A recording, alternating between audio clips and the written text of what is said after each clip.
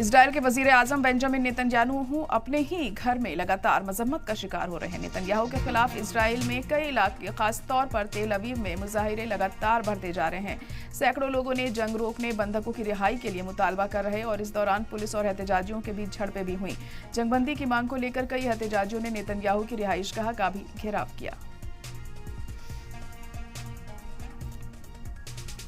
तो नेतन्याहू की रिहाइशगाह का घेराव भी किया गया है। आपको बता दें कि इजराइल के वजीर आजम बेंजामिन नेतन्याहू अपने ही घर में लगातार मजम्मत का भी शिकार हो रहे हैं। नेतन्याहू के खिलाफ इजराइल में कई इलाकों पर एहतजाजी मुजाहिरे किए गए। Our leadership is isolating Israel from its peers, from its other countries who are as liberal, as democratic as we used to be, in order for them to stay in power, and consequences be them.